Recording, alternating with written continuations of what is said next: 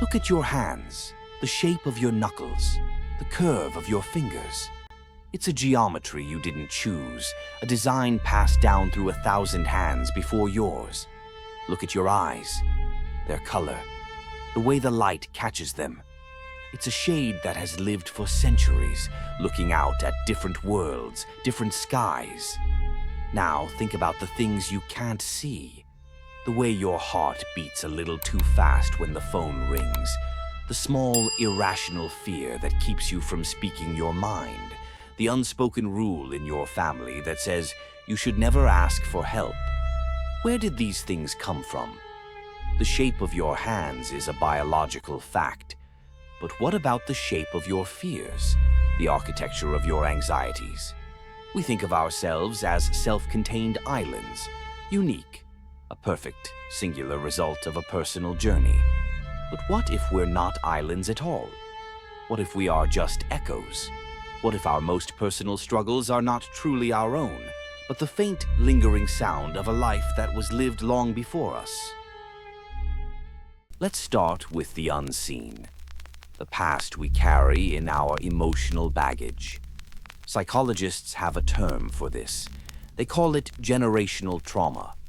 But it's not just a clinical concept, it's a ghost, an invisible, silent hand that reaches forward from the past and touches your life. Think of it as a house. Your house, the one you're living in. You think it was built just for you, but what if there's a crack in the foundation from a storm that happened before you were born? What if the walls have a hidden water stain from a flood that no one ever talked about? You feel the chill. You see the discoloration, but you don't know the story of why. That's how generational trauma works. It's not a story you were told. It's a story you absorbed.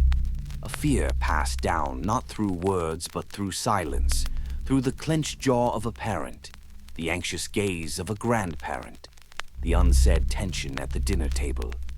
Maybe your grandparent lived through a war. You never heard the stories, but you learned to be resourceful, to hoard, to always expect the worst. That is their trauma, echoing in your life as a pervasive anxiety. Maybe your parents grew up in a repressive environment where expressing emotion was a sign of weakness. You never heard the rule, but you learned to hold your feelings in, to build a wall around your heart. That is their learned survival, echoing in your life as an inability to be vulnerable. We are so quick to assume that our fears, our anxieties, our patterns of behavior are a product of our personal experiences. We go to therapy to unravel our own story. But what if the first few chapters of that story were written by someone else? What if our depression is not about our life, but about a life we never lived? A life of struggle that we were never conscious of, but that we are somehow still living out. Now, let's take that a layer deeper, into the biological. For a long time, we thought of our genes as a fixed set of instructions, a blueprint. You were given the plan, and that was that. But a new field of science called epigenetics is rewriting that story. Epigenetics is the study of how environmental factors can change how your genes are expressed. Think of your genes as an alphabet, a blueprint. Epigenetic markers are like the punctuation, the emphasis, the bolded words. They don't change the letters, but they change the meaning. And here is the truly staggering part. These markers can be passed down. The trauma of your ancestors, the famine they endured, the extreme stress they experienced, it didn't just affect them. It may have physically changed the way their genes were expressed, and those changes may have been passed down to you. You are, in a very real biological sense, a living document of their history. Think of it this way. Your DNA is a book, a beautifully complex and intricate book. But the book you are holding has smudges on the pages. It has underlined sentences. It has sections that have been dog-eared. You didn't do it, but you can feel their weight. You can see their marks. And these marks may be subtly, silently influencing the story you are trying to write. When you look in the mirror, you don't just see yourself, you see a ghost, a beautifully complex biological echo of a life that came before, the shadow of their joy, their fear, their resilience, and their suffering. And so we arrive at the great, ancient, and terrifying question, the one that has haunted philosophers for millennia, the question of free will. If our behaviors, our anxieties, our emotional patterns, and even our biology are subtly influenced by the lives of people we never knew, how free are we? Truly, we tell ourselves we have a choice. We are the masters of our own destiny. But what if we are just a puppet? And what if the strings are held by an entire generation? We feel an impulse. We think it's our own. But what if it's just a tug on a string that was tied 100 years ago? This is the gentle, existential unease. The feeling that your most personal, private struggles are not unique to you.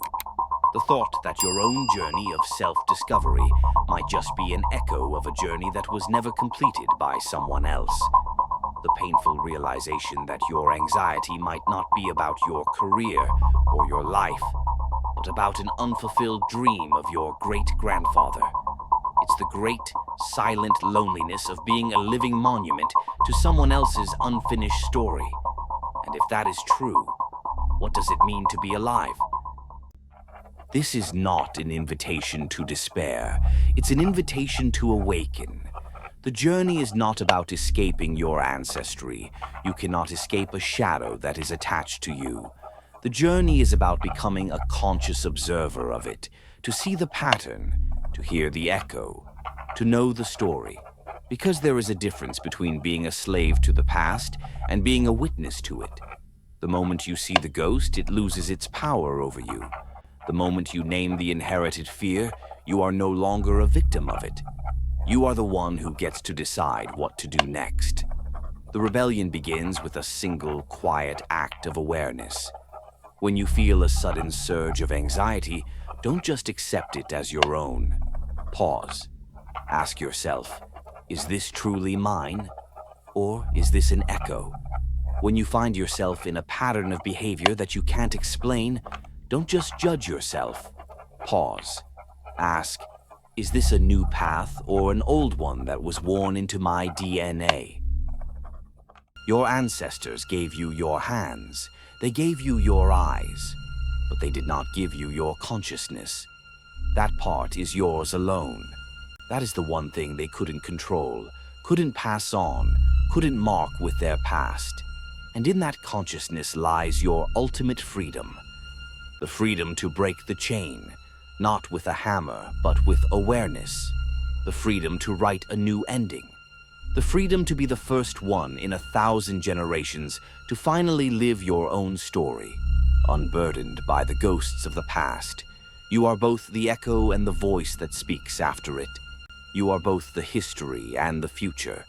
And the greatest act of courage is not to escape your past, but to stand in the quiet, full light of your own unique, beautiful, and utterly free present.